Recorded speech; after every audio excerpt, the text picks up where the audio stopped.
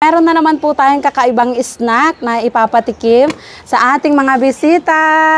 Welcome, Mami! Ayan, sila po ang aking mga kapatid and sister-in-law na galing sa Philippines. Ayan, so ipapakita ko po sa kanila kung paano ito kainin. Nakita kasi ito ng aking kapatid, ito yung binablog ko daw. Ito po yung roti saimay na tinatawag.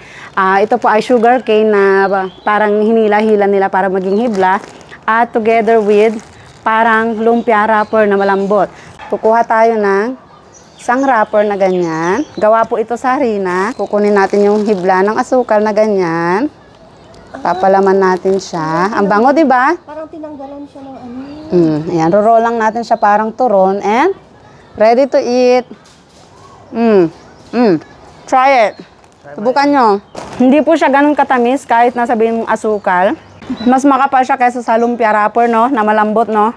Gun hayo Parang wrapper na ano to, fresh lumpia. Parang fresh lumpia wrapper. Damihan mo. Pupunuin mo siya kasi yung isang pack, kailangan maubos din sa isang pack na wrapper. Yan, ganyan. Ayan. Aroy May. Anong Aroy May? Aroy Mac. Aroy Ma. Aroy Mac is masarap. O, Tita Marian. Aroy Mac! Aroy Mac means masarap. Yung texture niya, paki-explain kung anong parang kahawig niya na pagkain natin, meron ba? Parang pancake. Oo, parang pancake po siya na medyo makunat-kunat. Na hindi naman ganun katamis. Matamis ba? O okay lang. Hindi naman. Hindi gaano, no? Sakto lang. Sakto lang yung tamis niya. Tapos yung flavor niya, yung amoy niya, nung asukal. Pulburon. Yung cotton, polvoron. Parang ganon. Oo, may pagka-polvoron yung flavor ng asukal po niya. Tita Mitch.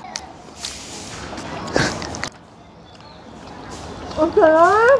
Sarap? How do you say ang sarap in Thai? Aroy Mac! Oy, nag-review! Aroy Mac! Ayan. So, ito naman po, kakailanganin natin ng matigas na bagay dahil ito po ay mahirap buksan. Hindi ko alam kung ano yung tamang paraan ng pagbubukas pero gayahin ko na lang yung ginagawa ng aking asawa. So, ang tawag po dito ay horn nut. Horn nut, yung sungay. Or minsan, yung devil nut. Kasi malademonyo po siya.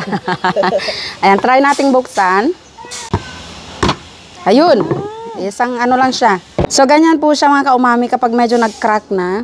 Tatry natin kukuhanin. Pero kapag yung mga Thai ang nagbabalat nito, buo siya. Buo siya na yung shape niya parang papuso, pa-heart na ano. Ayan.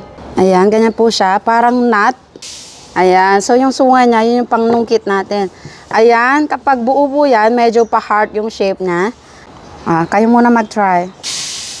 Kung tama ba yung aking sinasabi na parang buto ng langka. Ano? May pagkamani, no? Na parang buto ng langka. Malambot lang siya. Malambot lang. Susubukan po ng aking kapatid magbukas kung amo maaji ko aji bulala. Yung bulala ng mga bata tayo. Ayun, nabuo niya. Yung bunga po ng umbrella tree, mga kaumami, parang may pagkaganon siya. Dapat mabuo mo yan.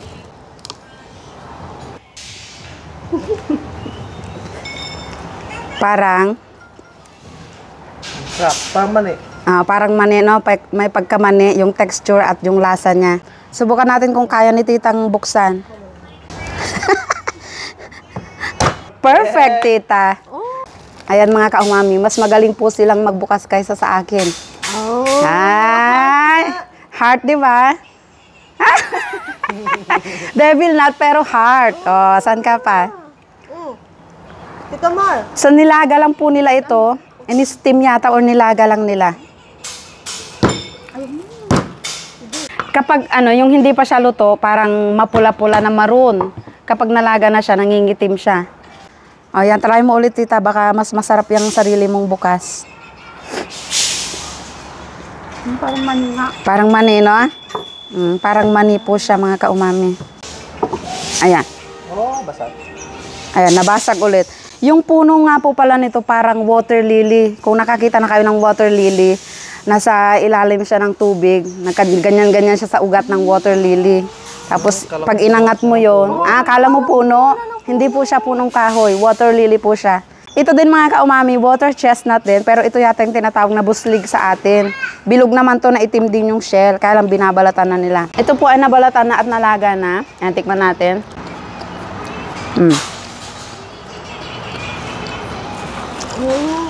Ang sarap, no?